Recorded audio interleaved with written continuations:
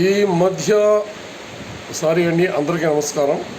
ఈ మధ్య యూట్యూబ్ ఛానల్లో యూట్యూబ్లో ఒక లేడీ ఆర్టిస్ట్ పేరు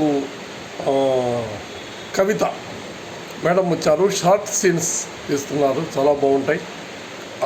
మరి ఆ పాట పాడాలంటే ఆమె ఆ పాటలో మధ్యలోనో చివరిలోనో ఒక్క చరణమే మాత్రమే పాడుతుంది. మరి మిగతా అసలు ఆ పాట చాలా నాకు నచ్చితే, చాలా బాగుంటే ఆ సినిమా ఏంటి, ఆ పాట మొత్తం చూడాలి, ఇంట్రెస్ట్ కలుగుతుంది. మనం పాట పాడిందండి, తెలుగు పాట ఏంటి, నాగేశ్వరరావు ప్లస్ కృష్ణకుమారి. ఈ పూలదారులో ఆ నీలి నీడలో తీయని స్వప్నాల తేలించగా అనే పాట పాడింది.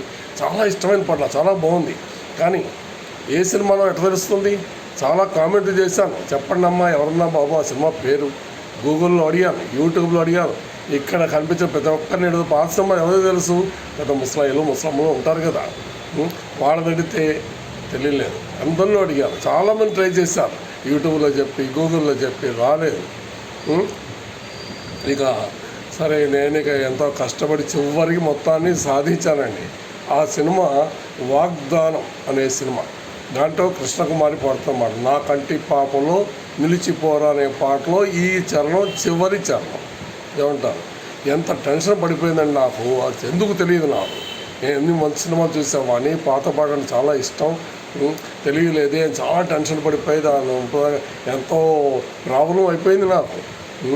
అమ్మ నువ్వు ఈ వీడియో చూస్తే దయతలచి నువ్వు పాట పాడేటప్పుడు ఆ పాట మొదటి చరణం ఒకసారి పాడు, లేకపోతే చివరికన్నా మొదటి చరణం ఒకసారి పాడు.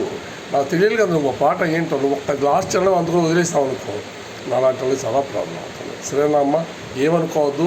మరి నా యొక్క చెప్పాను, నీ కామెంట్ కూడా పెట్టాను, నువ్వు రిప్లై ఇవ్వలేదు. నేనే కష్టపడ్డాను చివరికి. ఆ సినిమా వాగ్దానం అనే సినిమాలో కృష్ణకుమారి నాగేశ్వరం పాడే పాట నా కంటి పాపలో నిలిచిపోరా. కాబట్టి ఇక నుంచి అమ్మ నువ్వు పాట పాడుతుంటే ఫస్ట్ చరణం ముందు, పాట ముందు పాడు, పాట ముందు నేను పాడు, కాకి నాకు తెలుస్తుంది నువ్వు ఏ పాట పాడుతున్నావు. తర్వాత నువ్వు 4వ చరణం 5వ చరణం పాడు. ఏమంటావు? ఏమనుకోవద్దు, మనసులో మాట చెప్పానమ్మా. ఓకే, మరి థ్యాంక్ యూ, నమస్తే.